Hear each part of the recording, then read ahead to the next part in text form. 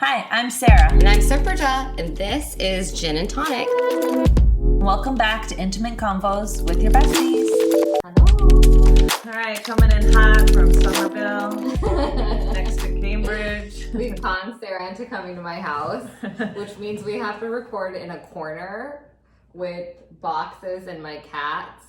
So we're grateful for her today. And not my Modsy styled apartment. Oh my God, Sarah's house is like a magazine. My house is ridiculous. Like things that we bought from IKEA in college, which I will admit was at least more than 16 years ago. No, it's I don't even know. When I moved into my apartment, I was like, you are not allowed to buy anything from IKEA.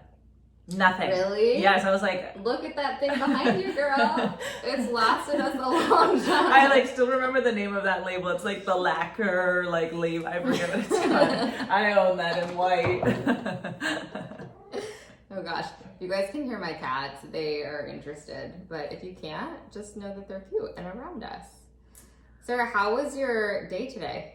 Or this weekend? I haven't talked to you in so long, actually. Sara and I have gallivanted around Spain together, and since then have not seen each other. No.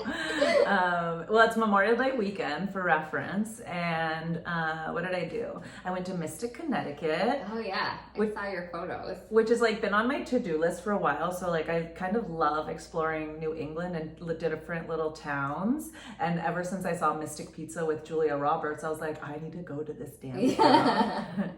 And I posted on Instagram a while ago, all the places I need to go to, and one of my friends reached out and was like, I really want to go to that town too. I How love far that away movie. is it? It was an hour and a half. It was It's not bad. No, it's super cute, and I feel like I've been to all the New England towns, like Portsmouth, Portland, Newport, but I've never been. I don't do anything in Connecticut. I went hiking maybe once. No, I've been to Bridgeport. Yeah, I That's it. don't know Connecticut at all. But it was an hour and a half, and it was a super cute town, and the pizza was good. And they have vineyards in Connecticut. I saw your photo. Yeah. I'm down for that. It was actually really... Vineyard me up. Yeah, the wine was okay, but it was just I was like, yeah, I'm from California, and so we have vineyards everywhere. We're so spoiled. And so when I was like, oh, there's a vineyard in New England? But it was so fun. Everybody was picnicking. It was a beautiful setting, so it was really good. That sounds like such a relaxing weekend. Yeah, it was super nice, and it was 80 degrees. Yeah, so it was picturesque. So nice. My weekend was relaxing-ish, but I went to a 3-day music festival, Boston Calling, which I am not 22 years old. My body can't do it. I had one drink the first day, and the next day I woke up and my whole body was throbbing. Why though? What are you doing? Dancing and moshing or something? Is that even a word? Moshing? No, I think it is a word, but I'm thinking of my yellow card days. No, I'm just reacting to the fact that you think I could mosh. This far into our friendship, you still think I'm that cool. I appreciate it. No, there is a lot of dancing, but mostly I think it's just standing outside in the sun for so long. Got it.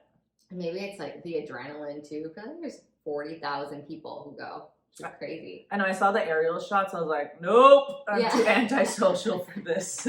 I'd go for one show, and then I'd be like, I can't. There's too many people breathing on me. I know. Seriously. But I feel like that's your jam. Yeah, I loved it. So much of my family was there, and Adam's family was there, and I just realized I'm obsessed with Hayley Williams, which I did not know, lead singer of Paramore. Oh, yeah. She's phenomenal. It's crazy. She has so much energy. Her voice is amazing. She has so much charisma, and they've been doing it for 20 years. Yeah, I remember listening to her when I was in college. Yeah, and I was looking up everything I could about them, because I'm not I wasn't a die-hard Paramore fan. I knew the few songs that were on the radio a lot, but I was not someone who's super into it when they first came out. But her show and their show was just so captivating that's all I've been able to think about since. And she is our age. She's 34. Oh, really? I think 33, 34 or something like that, which means she started when she was 14. Oh my God. child labor laws. Doesn't apply to making millions of dollars for record companies, probably. Just kidding. Love you all. Anyway, yeah, it was so lovely, but I'm definitely feeling it. I'm not as young as I used to be. Yeah, I just like, my body just feels like stiff, but joyful. Okay. Okay, Sarah, but today we're supposed to talk about fertility preservation. This will be a good pep talk for my date tonight. Yes. You'll know all the points to hit for your date tonight. New man, talk about egg freezing. See if he wants to make some embryos. Just kidding. Just kidding. Don't ask him to make your embryos. I did have somebody not ask me out after bringing up fertility combo one time, and then I learned don't do that after 3 days. First date? Oh, a third date? It was a third date. No, that's bull. And he was in his late 30s, and I was still in my early 30s. Yeah, a third date? I feel like that's gay. It sounds like he was not as mature as we would hope. He did ghost me, so I think that didn't mean he was immature. Yeah. That's what I'm telling myself. No, but I agree. I don't want that man for you. Screw him. I'm really positive over here. But it is true. Like, you do think about it with dating. I definitely thought about it when I was dating a lot. I'm engaged now, as you know. But even with Adam, I think about it a lot. Just the whole idea of like planning when to have children, because you never know how easy it's going to be. You know, even if you're like a young, healthy person, for a lot of people, it's just not that easy. And then I'm turning 34 this week. And so everyone wish me a happy birthday. Just kidding. I mean, not kidding. You can wish me, but you don't have to. But it's not like what you feel in your heart. Anyway, but I'm turning 34 this week. And then, so we're planning our wedding for next spring, summer. And then, like, even if I started trying to have a kid right away, that would mean it could take up to a year. And then be pregnant for a year. And then, so I'd be at least 36. And then if I want to have another kid, what, I'm just supposed to sacrifice my body again immediately? Like, it's so wild and so scary. And I never thought about it before the last, like, 2 years, I would say. Because I wasn't someone who was so obsessed with having children. I really wasn't. And you spend so much of your life, like, trying not to get pregnant. Yeah. I've actually always thought about that. I was like, I know people worry about getting pregnant. I've never worried about getting pregnant. But I think that's because I'm like a psycho about birth control. But then I think I think just being in residency, the topic comes up all the time. Like, we'll have REI infertility lectures and guest speakers come to our, lectures that we have every week. And it's just like constantly coming up about infertility and timing. And I was pretty much single most of residency, and they're like, well, at this point in your life, you should freeze your eggs at this point. And eventually I got to that point in life. Initially I was like, in my late 20s, early 30s. And then you get to that age where they're like 34, 35, you should really be considering. And I was like, oh, damn. You're like, that's me now. That's me now. And they're like, statistically, most people will be partnered and it won't be necessary. Yeah, you're like, seriously? I didn't fall into those statistics. I'm outside the bell curve. Yeah, those statistics sound like you got them from my hometown in Iowa. Love you, Iowans. We're not all built the same.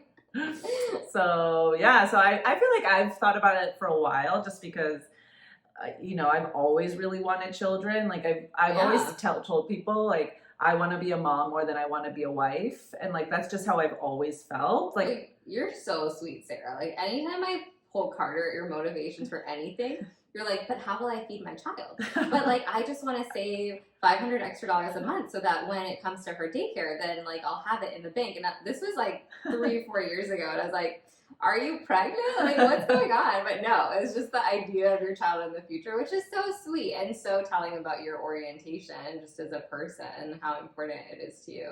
Yeah, I just think it's always been a priority. And so I feel like I've been thinking about this question for a while and kind of timing it. And finally, when I got to that age, I realized, I think I need to do this. I think it was putting a lot of pressure on my dating. I think I was going into dating thinking, how fast can I get through this to weed this person out or weed them in?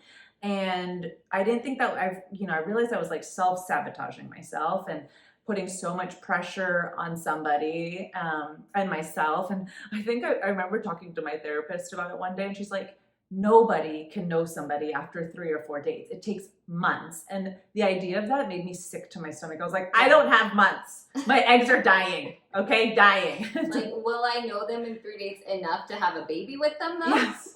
I was like panicking. And then I was like, I feel like I was probably weeding people out and like saying like, nope, not interesting, or, you know, because all I kept thinking about was like, I need to have a child soon.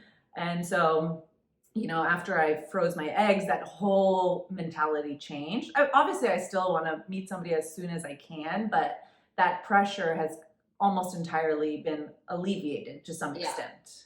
Spoiler alert, Sarah froze her eggs. Dun dun dun. Dun dun dun. Just kidding.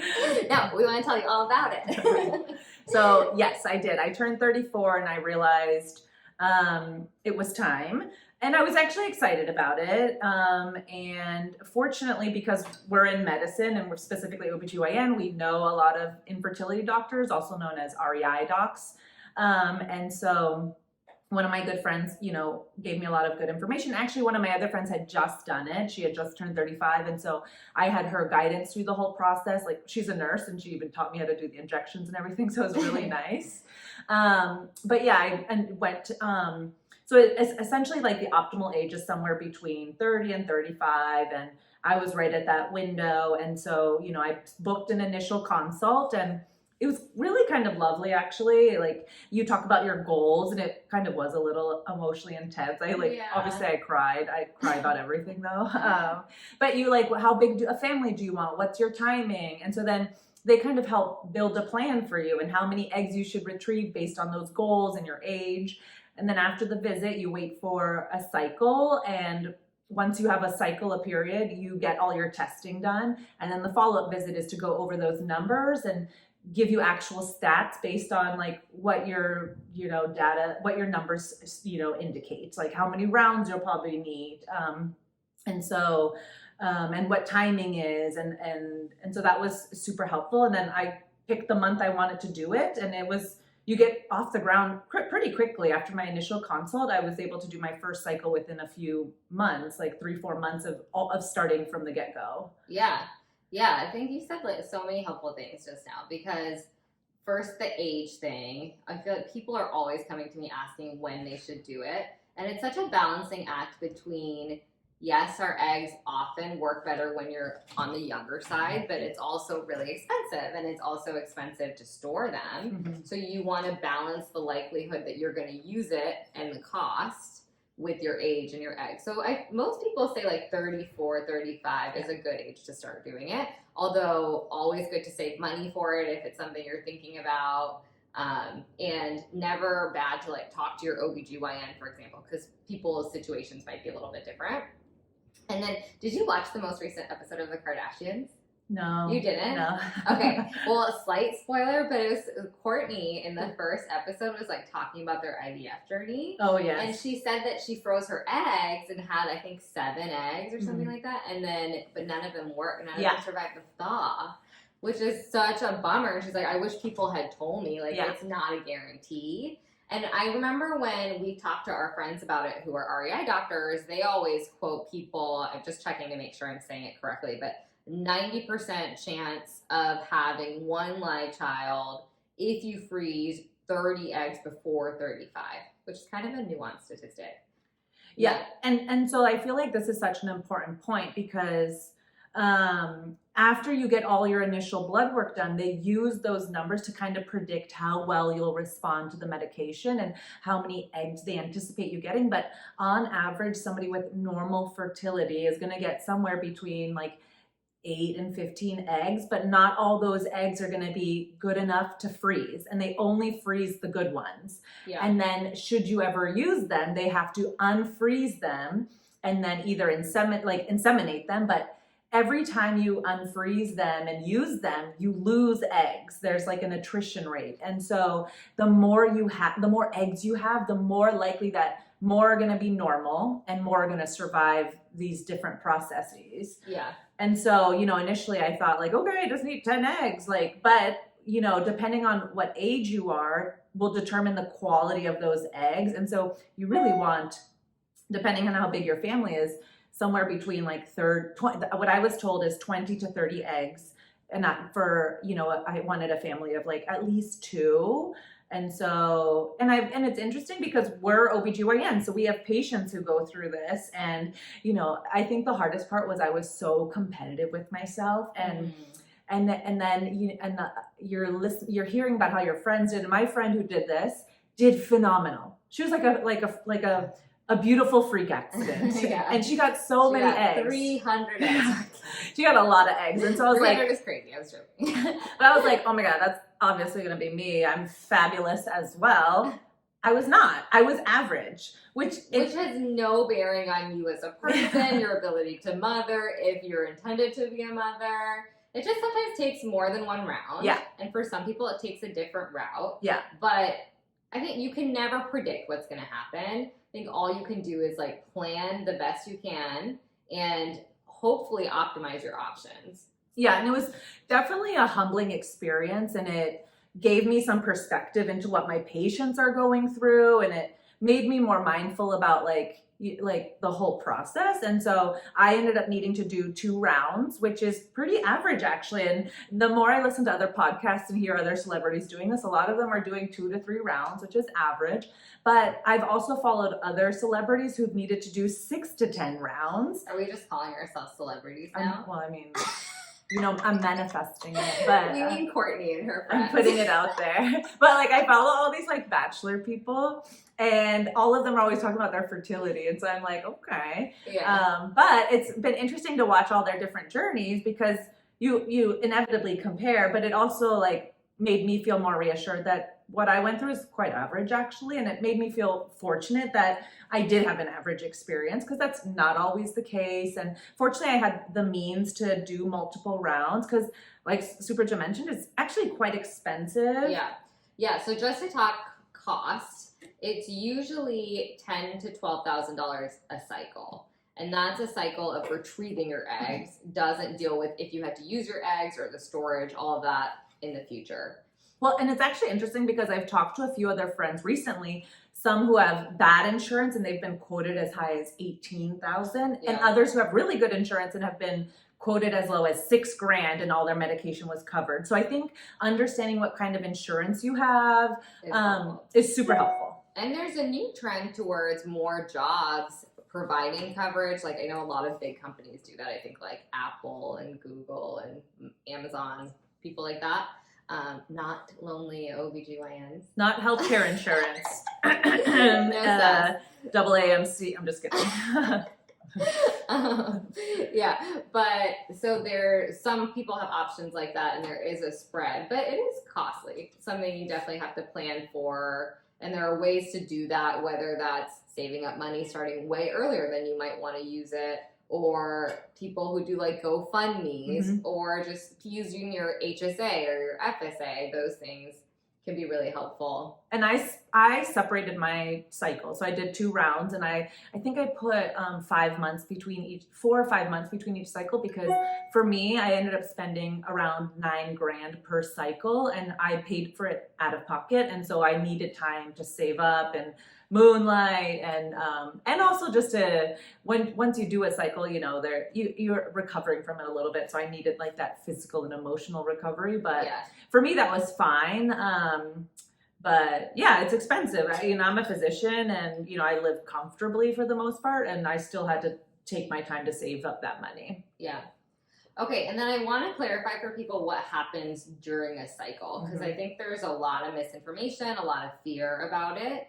And it's really not that long that you have to be on hormones, and that you have to be having medical visits really frequently. So once you decided this month I'm going to do it, can you talk a little bit about that process? So you essentially just pick the cycle you want. And some people, it also depends on like if you're on birth control and how they're going to manipulate your cycle. I have an IUD, a hormonal IUD, a Mirena, and so I still bleed a little bit, so I was able to still figure out when I'm cycling. And versus if you're on a birth control pill, they might stop you or they might continue it.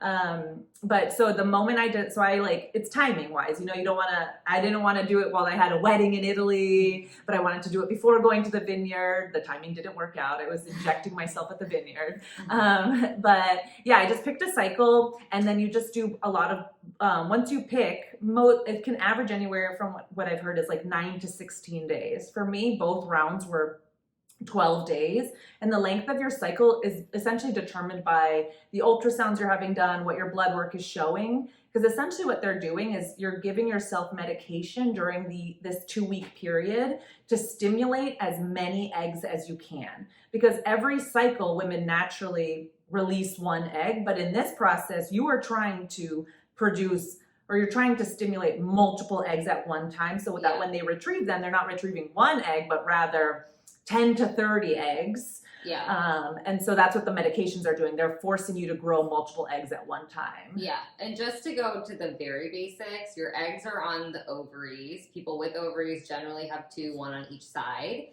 Every month, if you're not part of some other stimulation like this, your body makes one of those eggs, which already exists, grow into a mature follicle. And that ruptures, so that 1 egg can go into the tube, into your uterus, and could allow you to become pregnant spontaneously if you have sperm in there. So the purpose of this is to get that ovary to make as many of those small eggs into huge follicles, so that they can like poke a needle in there. I'm making this sound awesome. Shove a needle in there and suck out the egg in its mature form. Yeah, so the first few days, and actually learning how to do the medications, the company or the healthcare clinic shows you with videos. It was actually quite easy, and my friend showed me, who's a nurse, and I don't have a needle phobia, and the needles are really small, and you just I'm too cool to care. Like, I'm good. Like, you could have just stuck me all over. I'd be fine. I don't give anything. It wasn't I do that on my birthday.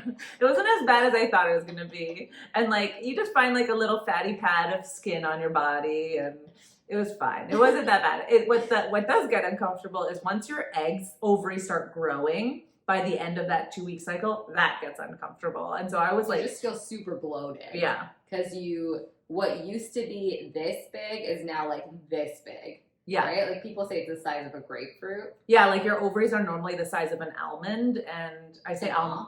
I say it weird. That's cute. Say it again. Almond.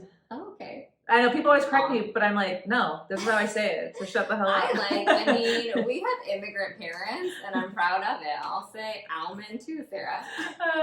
I've always said it like that. I have an Indian, not Peruvian mom, but almond it is. Yeah, or so I'll enunciate certain words like shampoo, and people are like, why do you say it like that? Or no, I bet your mom says that. Maybe, I guess. I like that. That's cute. I think we should keep very tangential. I think we should keep our immigrant pronunciations just to normalize them and to show that we're proud. And what I normally tell people is like ESL, and then I try to shame them and make them feel bad. And it works most of the time. Anyway, your ovaries are tiny and then they become huge. So that's the part that's really uncomfortable. But I feel like even more than that, people are really afraid of feeling mentally unstable from all the hormonal injections. You really didn't have that experience. And in fact, I think most people do okay. Yeah, I didn't. Like, the hormones didn't bother me. What bothered me was the competition with myself. Because they're calling you every 2-3 days to tell you on the ultrasounds you're getting every few days. Because essentially what's happening is you're getting blood work and ultrasounds done, and then they adjust your medication based on what they're showing. Like, oh, they're not growing fast enough, give her more meds. Oh, they're growing too fast, give her less meds. And so for me, when I initially started, I was like, why aren't there more eggs? Why aren't more things developing? And I'm so like psychotic. It's just like, I just have this, inappropriate competitiveness. And it's the first time you like, well, it's such high stakes. Yeah, it's high stakes. What were you going to say? It's the first time you went. Yeah, it's like the first time I was counting on my body to do something I thought it could be like natural and intuitive. Yeah. And because you're probably going into it thinking, I'm planning in advance, right? Like, I'm doing something that I already have and preserving my state now. But then it puts you in this weird mindset of, wait, is my fertility not as good as I thought? Do I actually have even less time? Like, am I not gonna? And it's something you can't control too. You literally have no control. And I'm such a planner. And I was like, oh, if I have to do this again, it's gonna be another 10K. And Are we making this sound like, okay, No. people are going to be like, screw it, we're not doing that? no. To be clear, our moral of the story is we think this is overall good if No. you can do it. No, it really it was the hardest part was the pressure I put on myself. And so Yeah. when I did the second time, I had a couple of blips where I was a little hard on myself, but for the most part, I went in with a way better mindset, Yeah. and it went way better the second time. Yeah. And I think even though it can be complicated, which we obviously learned about it in school, we rotate through this rotation where we help other people do this. We have patients come into us talking about it all the time. We have friends who are not in our field. We're talking about it all the time. And still, when it's us, it's so personal and scary, and all these emotions come up that you're not necessarily expecting. But overall, you're so much happier now that you've done it. I've noticed that. I feel like there's definitely a big weight off. Yeah, I'm like super happy I did it. I feel like I approach dating very differently. I think I've gotten in now into my mid 30s, and I'm not, stressed out when I date. And sometimes I'm like, well, I hope I meet somebody, because I'm, now getting towards my timeline of like, well, should I just do this on my own? But even if I decide to do it on my own, it's nice to know that should I meet somebody later in life after having a baby on my own, I have eggs frozen where I can still provide a partner like a baby. And so it just gives me all these plan B, C, D, and like that feels really nice, and that feels super safe, because dating is already so stressful. And I feel like there's already so much pressure on us to do things in such a conventional way that it's nice to take the reins back of some of that like external pressure. And yeah. Well, I was thinking something while you were talking. I can't remember. So I was enthralled with your voice and your face. Well, say it again. Say it slower. No, it does feel so much better. And I don't feel, before I'd feel like so disappointed when like a second date wouldn't work out, or a first date, because I'd be like, oh, I wasted a week. Now I'm a week behind, and now I'm approaching 35. And now I don't have that mind. It is still disappointing, but for different reasons. Now it's more disappointing because I'm like, I have to get to know another person, versus like to text another stranger. What are your hobbies? Versus like, do you like getting drinks? Yeah, it's like a different kind of disappointment. Oh my god, which is better, because now I'm like, it's a better kind of disappointment. It's one layer of it is a little lighter. Yeah. Yeah. And so it's like the best money. I don't even think about the money anymore. It's like the best money I've ever spent in my life. I would highly encourage it to anybody. Whenever people talk to me about it, my face lights up, because I'm like, this is like the best thing you can do. And if you do a GoFundMe, I'd love to donate. Like, I'm like so for it now. Mm-hmm. Okay, well, just to recap, so people have a sense of how to go about this. We think you should start thinking about it in your early 30s. Aim for your mid 30s if you're not partnered, not planning to have a child soon. And if you're planning to have a child by yourself, then that's a different conversation, but talk to a similar person. The people who do it are REI doctors, or reproductive endocrinology and infertility specialists, which you can reach out to just your general OBGYN. They will definitely have people to recommend that you go to, but also you can search it. Google, there'll be at least a couple in most cities. And then the process, it takes a while to get the consult, do your labs, those sorts of things. But once you start the actual process, it's about a month where you're planning it based on your cycle. But where you're taking injections of hormones and then getting your eggs retrieved is around a couple of weeks. Yeah, around 2 weeks. And then in terms of the procedure, it's generally an outpatient procedure. The actual retrieval of the eggs, you're asleep for, and takes like 10 minutes, not long at all. And people do tend to have like bloating. Some people will have emotional lability, but I think less intense than people think. But I was like so excited for my procedure day, because by day, I told you my round took 12 days. By day 10, I was uncomfortable. I was like at the beach, and I was like, I feel disgusting. But you can feel your ovaries in your pelvis. It's uncomfortable. So I was so excited to finally have my procedure. It's so that I hear that. I'm like, that sounds cool. I want to feel my body. No, it feels disgusting. It's painful. Okay, ignore me. So I was really excited for my procedure, and it's like kind of like game day, and you get in and, you know, you meet the nurse, they put you in a gown, and then you roll into the OR. And by the time they put me to sleep, I was awake, and they're like, here's your slip with the number of eggs you got. Oh, God. And I felt great after, because your like eggs your ovaries get so deflated. So you finally feel normal again. And so that first day after the procedure, I felt amazing. I went and got pizza and a beer. You're not supposed to do that, whatever. And then, but don't tell our friends. But then the next few days, don't take this as literal medical advice. If you come ask me if you can get a beer, I'll probably say no. I know one of my friends who's an anesthesiologist messaged me on Instagram, and she's like, I would have done the same thing. Yeah. I was like, okay. But then it was day 2, 3, and 4 where I felt more uncomfortable. I felt more bloated, but I was still like going to work. I still could do my stuff. Yeah. I just definitely was not in the mood to work out or, Yeah. you know, like be intimate with somebody. Yeah, I think most people take off a day or 2 and then go back, depending on what your job is. Like if your job is super physical, lifting a lot, you might need a few more days in that. But then maybe feel a little off for a week or so. Yeah, and I went to work, back to work right away, Yeah. and it was fine. Like I felt a little uncomfortable, like bloated, but I was overall okay. And the second time around was even easier because I knew to take my ibuprofen and my Tylenol, and it was just like easier the second time. Yeah, But that's that. but the procedure itself is the quickest, easiest part, like, or the cycles, because the hardest part, not the hardest part, the longest part is getting the consult, waiting for the consult, doing the blood work, waiting for the follow-up visit.